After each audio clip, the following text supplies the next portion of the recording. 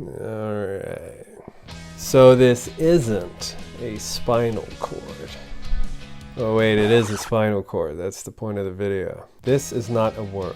It's a spinal cord. That's why this is a spinal cord. That's why they use spinal fluid. That's why they sever the spinal cord.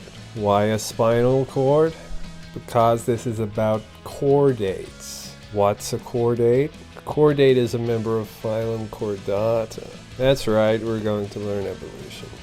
Now, if you go wandering to the tree of life, you will find the founder of life.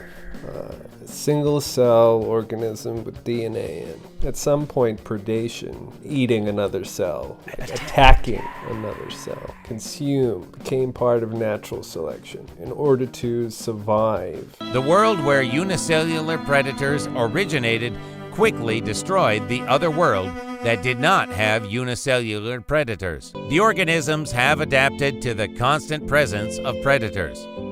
All those that couldn't adapt died. Let's skip quite a bit. Let's skip the eukaryote. Let's skip the multicellular. Let's skip the germ layers, 2 germ layers, 3 germ layers. Skip the coelomates, the blastostomes, deuterostomes, protostomes, bilateral symmetry. Get right to the Cambrian Explosion. Who do we have here? Well, it's a chordate. So wait, what's a chordate?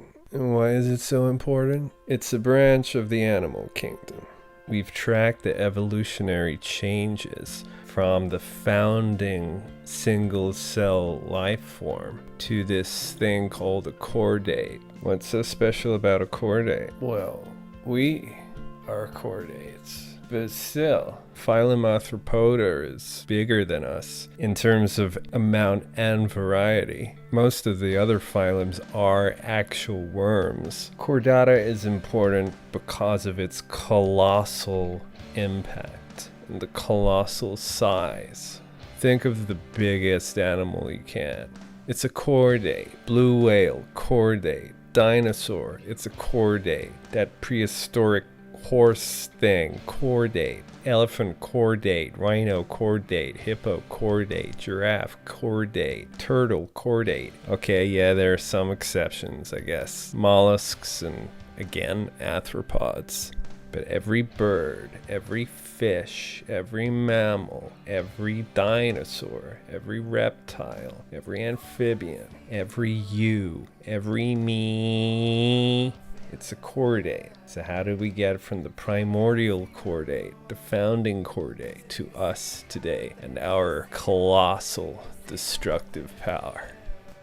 So we're swimming along our little chordate selves, but we can't eat so well because our mouth hasn't fully developed. Then mutations give rise to a skull and a jaw, and that's the next stage of chordate evolution. Then these swimming things form skeletons out of cartilage. And swimming creatures like the sharks keep the cartilaginous skeletons, but the other swimming creatures, their bodies start to utilize the calcium around them, and their skeletons become calcified. What is a calcified skeleton? What's the benefit? Well, you can start forming things with calcium, this crystalline, hardened substance. It's very strong, it's very hard.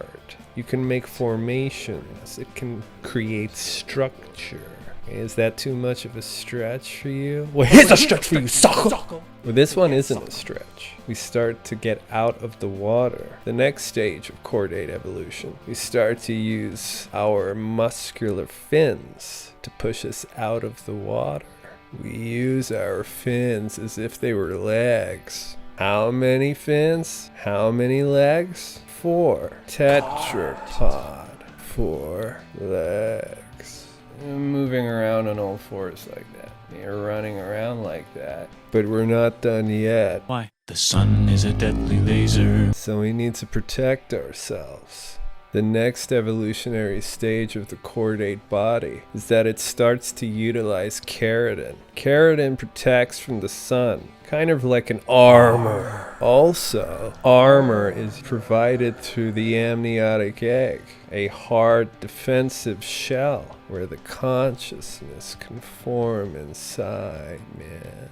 Then millions of years out of the water, we have reptiles. Some reptiles later go on to become birds. Others become marsupials. Some even go on to become mammals. Now, mammals are actually quite inconsistent to categorize. There's always an exception in terms of characteristics. Some mammals give birth to live young. Others still use an amniotic egg. Some are warm-blooded, some are not. But one thing that all mammals do share is the reason for their name, the mammary glands. And out of all the things, that's what we associate with the female title. Yeah, sorry ladies, your defining characteristic is your breasts. A sexist aspect came out of a Japanese media production. Who knew? And then there's the beast, which, I mean, it's obvious, and it's hominins. It's genus Homo. Yeah, I mean, it's nothing really to say. So that's phylum Chordata. Next time someone asks you who you think you are, just give them the facts. You're a mammalian, amniotic, tetrapodal, sarcopterygian, osteichthyon, gnathostomal, vertebrate, cranial chordate. Yeah, and if you didn't know that before, I hope you feel special. Screw your dead grandmother's 100-year-old heirloom. You're carrying around something that took 3.8 billion years to get here by chance. And we've only got 1 billion years left before the Earth gets too hot to live on. So there's no starting from square one if some narcissistic, petty, short-sighted idiots. Isn't this nice? Unnecessary conflicts going on. We still haven't cured everything. Demagoguery. We still use fractional reserve banking. But we have time to indulge in our little stories. Nah, I'm just kidding, kids. Have some inspiration and endorphins. And learn evolution on a biochemical level. Then teach some creationists.